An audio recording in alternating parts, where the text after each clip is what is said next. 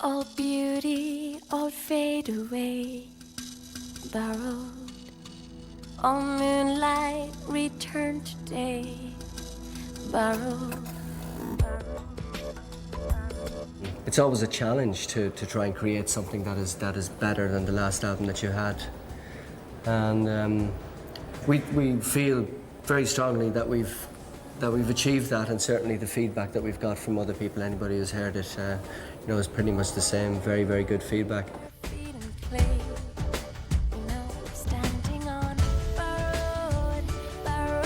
I think basically all of us really felt this has got to be, every single moment on this album has to be what we're proud of.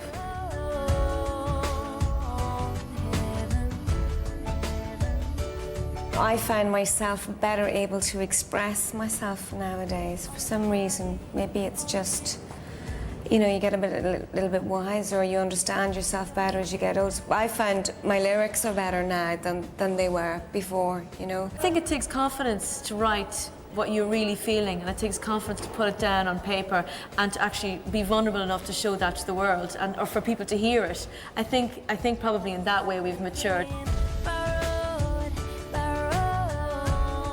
And I feel that I've touched on subjects which have been really moving me for the last couple of years, you know, and have really, really affected me.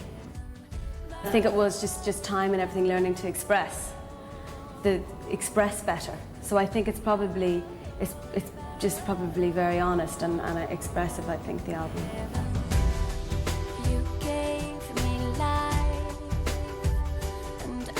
It was particularly challenging this year because one of my sisters, Caroline, had a wee baby, Jake.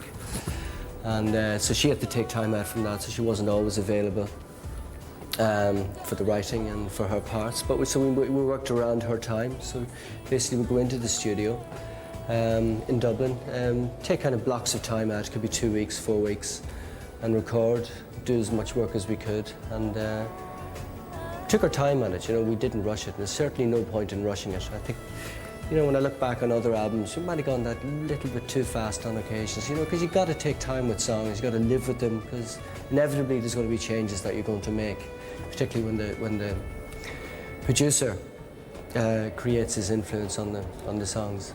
Producers are absolutely vital to bands, absolutely. And you know, in Blue, we were doing it ourselves, which I don't think we'd ever go to do again, because although it was great, it just was, it's too difficult. If you've written it, you don't have the objectivity, and then pile into that, you're actually a family as well. Picking the right producer is extremely important. And we wanted to change this time round, and there was a recommendation that had come from Mutt Lange, who produces Shania Twain, is also happily married to Shania Twain. And Mutt Lange had told us about Ularumo, which he worked with Mutt, and he says that he said he's one record away from a hit record, and that we should try him out, because he thinks that he'd really get us, you know. And so we did. We sent him a few of our songs that we had demoed. And he went working away on them, and then he came to Ireland and played us what he had done, and we just were blown away, and we went, right, this is it. Ola was coming from LA, and he had a studio set up there, so he wanted to do some stuff there as well, which made absolute total sense. So what we did was, some of us went out. I didn't at the time because I was pregnant, so I kind of stayed in Dublin, did all my whatever I needed to do in Dublin. So he kind of came back and forth, which was great of him to be so accommodating to all of us, because you know, at this stage in our lives, we've got a lot more things going on in our lives individually, and we just kind of needed that, you know. Really, what he did was made the parts that we had played, which were quite organic and probably a little bit loose, but he had made them sound much, much better. And he got Andrea to do a lot of the lead vocals as well, all of the lead vocals again, and just all in all, just brought the whole thing up a couple of different levels, you know, something that we wouldn't have been able to do ourselves. The way the songs were written was so basic, just on piano, vocal, or on guitar, vocal, that it lent itself to, you know, oldest type of production, and he really, really, really enhanced it. And then also we noticed when we recorded the live session yesterday, I mean, that was the first time we went to sit and play those songs as you would do just in a live session. And they translated like that. So, I mean, it was a really, really good sign, wasn't it? They just translated so easily. So in that way, it's very organic.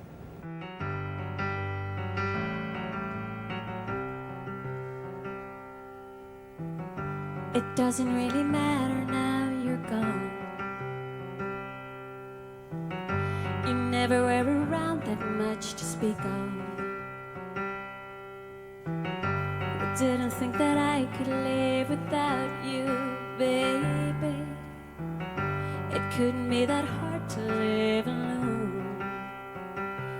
But I'm all alone again, thinking you will never see it. You'll be home again, and it's gonna be a long night, and it's gonna be cold without your arms, and I'm gonna get stage fright, caught in the headlights. It's gonna be a long night, and I know I'm gonna lose this fight.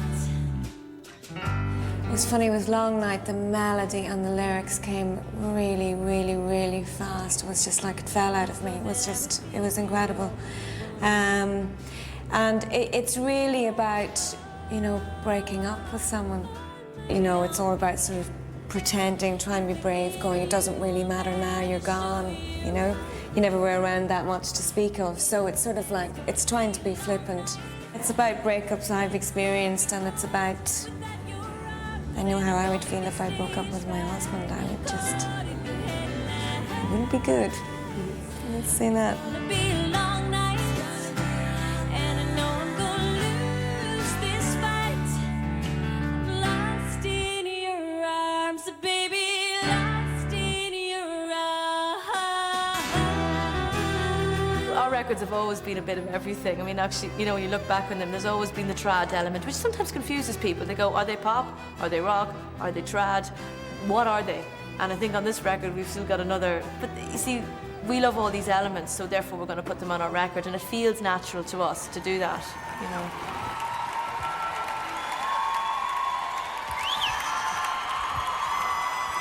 Lady Smith, Black Mambazo. You hear all of our influences in the album because we don't listen to any particular style of music or any genre. It's very diverse between the four of us. As a result of that, the album sounds very, very diverse. But it was great to have a chance to collaborate with Lady Smith Black Mambazo in particular. We had been invited by Nelson Mandela to go out and perform part of the 46664 concert. An AIDS benefit concert in Africa to help try and raise awareness about this devastating disease. We'd met Nelson Mandela before. He's just a beautiful human being, and we would take any opportunity to do anything that we could for him, so we just jumped at the chance. Lady Smith Black Mambazo were performing in the concert as well, and we asked them if they'd like to work with us, and they said yes. So we found a studio in South Africa. Got all the lads, they all arrived in this people carrier, and we went in and we did the track, and it turned out great.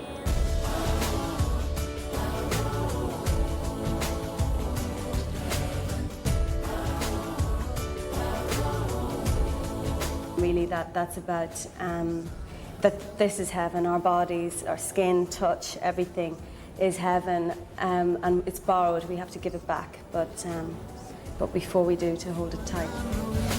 It's quite a spiritual song, really. So it's wonderful to have those voices on it, and and the way Joseph and Lady Smith Black Mambazo thought of it was like as prayer, is we've got to kneel and pray, and it was, it was a lovely interpretation. Hallelujah. Earlier on in an interview, I was asked what would be my favourite on the album, and for once of our albums, I see it as the whole picture. I see that as any song missing would be, like a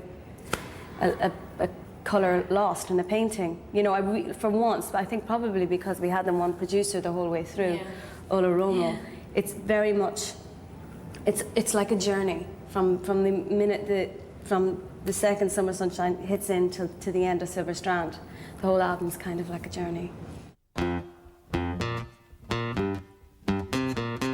Everyone's changing, I stay the same. I'm a solo cello outside a chorus. I've got a secret. We are in a studio doing the video for Summer Sunshine, and it's being directed by Kevin Godley. And action! Basically, it's about a couple that have been living in this house, hiding in this house, and we attempt to break the house down, break all the windows open, allow the light to come in. They're very scared initially, but eventually they're like kind of consumed by the light, and everything's okay. Heat up, sunshine, I miss you like nobody else in the heat of sunshine. So far, Sharon has been pulling the open shutters aggressively. Jim has been doing something the same. Actually, he actually had to kick in some window or something like that and pull these sort of planks off the wall. I've had to pull down curtains while other things are going on around us. So, and just sort of just letting the light in, you know, bit by bit, you know. Don't tell me you have to go. The heat of I think when you write a song, you want to give expression to it in a visual way. It's very, very important because, as you said, I mean, people will hear Summer Sunshine. It doesn't really matter what way they interpret it, if you know, whether they find it a happy song or a sad song. But it is one way of showing the depth to it if you can visually express it. So I find it really important. sweet beginnings and bitter endings. In Coffee City, we borrowed heaven. To me, the song, and I meant it like in writing it, is it's a sad song. It's beautiful in that it's reminiscent on love and on a beautiful time, but that couldn't be had in a way for whatever reason. So it's very bittersweet in that kind of like, I want that back, and it's, you know, it's nobody else's business, it's just ours.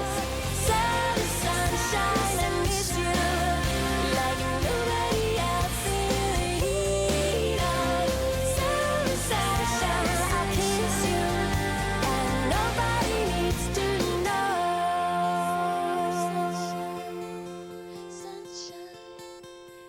Sunshine. Cut. Not bad at all. Playback. You very much rely on the director, though, to let you know that what you're doing is okay, you know, because you're not sort of trained in the art of acting, so it's very difficult to know when you're getting it right and when you're getting it wrong. But they have a tendency to say nothing when you're getting it right and something when you're getting it wrong, so that's how you know. But I'm really comfortable with it, much more comfortable with it nowadays. There always is acting involved. I mean, I really enjoy it, you know, and I even as part of performance when we play live, it is something that actually it is something that helps me to get rid of my nerves. If I use the words as a way of focusing and shutting out anything that's going to make me nervous. So I pretty much would always do it in our live performance.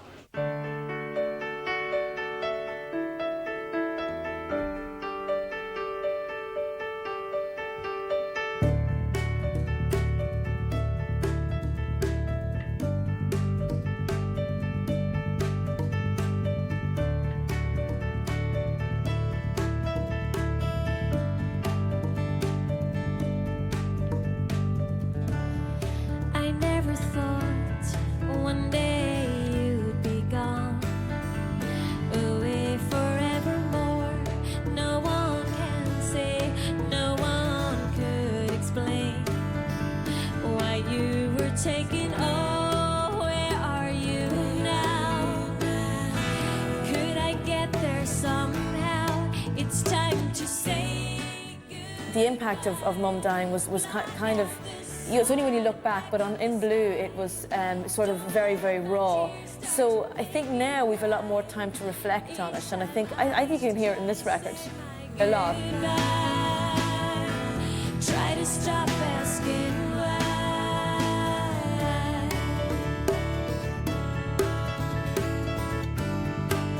I know certainly for myself in Goodbye, those lyrics are very much about my mum, and they're totally about trying to deal with her loss, and they're so about just basically frustration and lack of acceptance. I mean, I don't really accept the concept of death. I don't understand it. Nobody ever explained it to me, and to me the idea of saying goodbye is almost, I'll never find time to say goodbye, you know? It's time to say goodbye.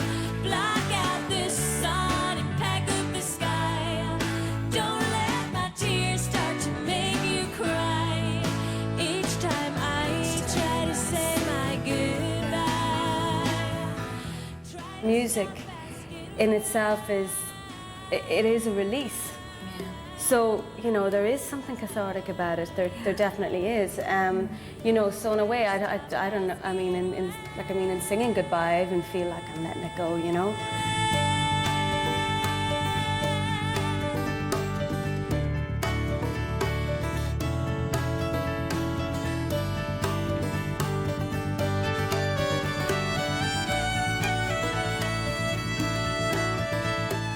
Certainly in case of Andrea, because she's written most of the lyrics. Sharon has written a lot of lyrics as well. They do tend to get deeper, and I think that the death of our mother certainly would influence the emotional content of the lyrics, and this particularly has in the song Angel, because Angel is about her.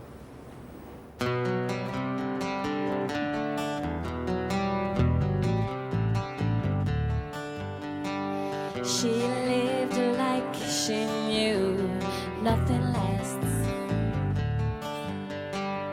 Didn't care to look like anyone else. And she was beautiful, so beautiful. I still hear her laugh like she's here.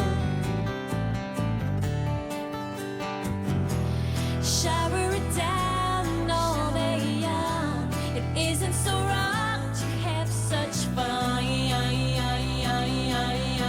Forever, angel.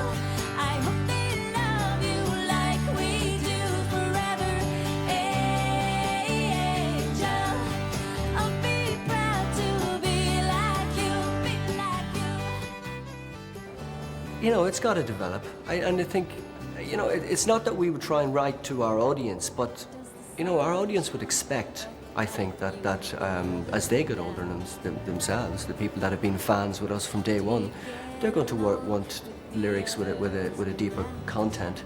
That's not to say that we would try to do that purposely. It just works out that it's naturally that's what emanates from you. You don't need to worry now, you're going.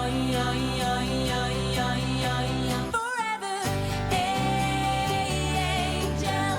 I hope they love you like we do. Forever, angel. I'll be proud to be like you, be like you. I think, you know, once you've a child yourself, you think about all the things your mum did for you. I think that's what happens. You go, wow, she did all this for so long. She gave so much. And I think that's something that I think about like every day now. Do you know what I mean? It amazes me how much she did, because now I know how much I need to do. You know, the sacrifices they're not the sacrifices, but just what you do for love, you know. Confidence and conscience, decadent extravagance, never-ending providence for loving when I had the chance.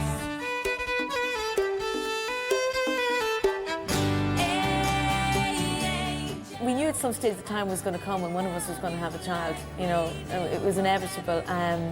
I didn't know quite when it was going to happen. You know, we were really happy about it.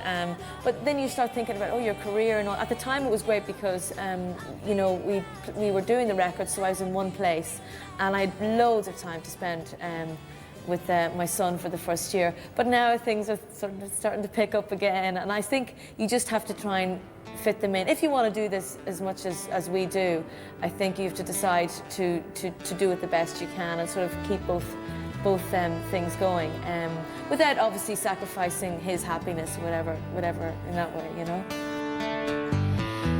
It's time to change. Throw out the books and start again. Years and years ago, we felt very sort of bound by schedules and very worried about, you know, really not being able to include anything else in our lives. And now we sort of go, why worry? What on earth, you know, would you worry about? You know, Jake is a total celebration. It's a total celebration, and as far as I'm concerned, it means they just have to work out our schedules a bit more properly and I get more time off. You know, I mean, it's like, you know, as long as we're writing music and making albums, that's the thing, and we are. So, you know, life evolves. That's why it's interesting. In the last few years, I suppose we've spent a lot more time apart and kind of gotten our own, because I think when we started in the first few years, there was no other lives other than our life together as a band. It's fresher now because we get back to each other, and I suppose if you're constantly around each other, you can lose the respect of each other as an individual. You know, it can go back to, listen, you were like this when you're 6 and you're still like this. You know, it's like, it can kind of get like that. And in terms of us living and working on the road, you know, we've got sufficient breaks in between tours, in between promotional tours or live tours, so that we don't get fatigued and we don't get too tired of each other. And you know, I've said this before, we're very lucky that we get on as well as we do. It wasn't always the case, but we get on extremely well. Sorry dear, no juicy gossip in there, I'm afraid. Other bands, it's different. I think other bands get together and they're a band, individuals, and they become a family. I think we're kind of a family and kind of had to become a band in a way of the respect of the individuals. You know, not the judgments that families can do to each other. So. Don't hide away, 'cause I know that you've got what it takes. And I believe you can be what you wanna be. Yeah, yeah, yeah. Hide away. I know that you've got what it takes. And I believe you can be what you wanna be. You can be what you wanna be. It's, well, this is our work, you know, we're back at it now. We've been back at it about 2 weeks now, doing lots and lots of promotion preparation in terms of the videos and electronic press kits and photo shoots. And it's great to be back in it. It's because we've been out of it for such a long time. But if, you know, in 6 months' time, when we're kind of doing it day in, day out, it'll probably start to get a bit monotonous. But we have to pinch ourselves at times to remember that we're very, very lucky what we're doing, you know, and it's a great occupation to have. Hey, you're too good to be good, and I'm too bad to pretend. Transparent and fixed up on cool. Heartbeat, you're looking at me. We're in a lady's house in Chiswick. She's got her house done up amazingly, and it's a location shoot for photos, publicity photographs, and our album cover for our album Borrowed Heaven. You'll discover. We've got so many different, you know, we need so many different publicity photographs, and we've got so many different looks to try and get through to today, and also tomorrow we're going to a studio and do more there. So, I mean, I suppose it's at the end of it, hopefully one will just say this is definitely album cover, you know. And shrink all your clothes. Kind of just kind of going with it as we go. Each shot we kind of go, okay, what do we do next? And just change it around a bit, you know. Your hair looks good like that, darling.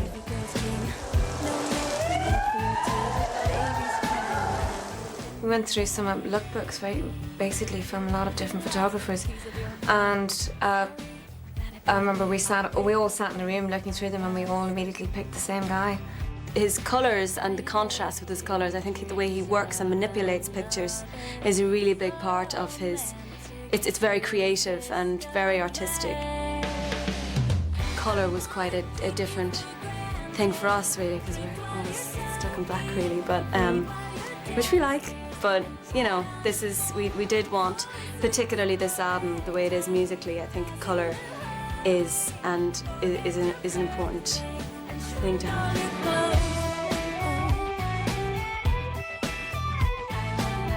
This is going to be a pretty wild look, as you can see by Sharon's hair. Thanks be to God that will be doing that to me.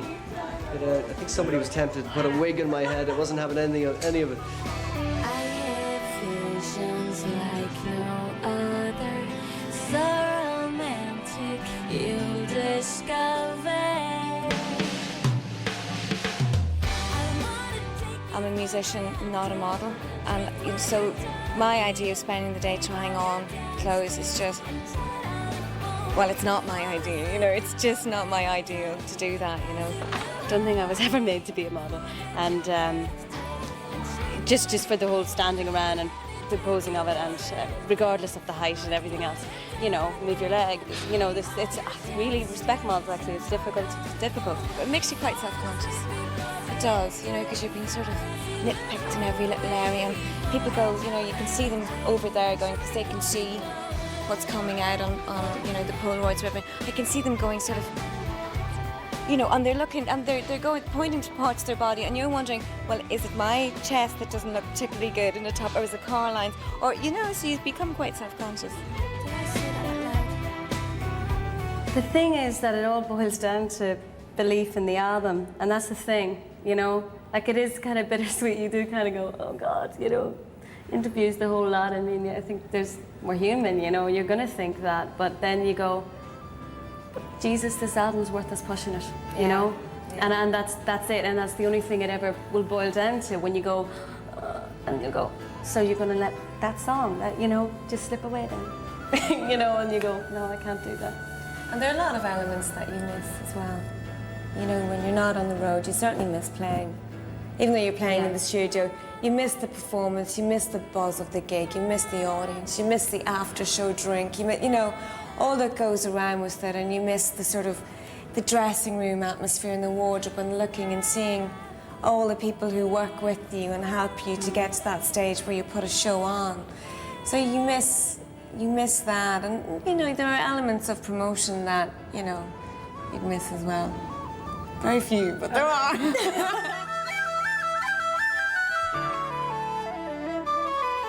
It's really nice to be back in it again, and it's nice to sort of feel that initial surge and sort of worry for the album, and is it going to go, and you know, just the expectation is quite exhilarating, you know. I'm going to just take it week by week because if I look to the future, I think I'd probably just go mad. Because if you look at a schedule 3 months down the line, you just go, oh my God, how am I actually going to do this? But I think you just take it week by week. And I mean, I really want to do it, and I've a lot of faith in this record, and I've a lot of hope for it. So I just want to. Well, I want to work. I want to, you know, I love being a mum, but I like to work too. So you can do both if you want, you know. We love music. We love writing. We're going to endeavour to continue going for as long as we love what we're doing, and as long as people want to hear us, you know.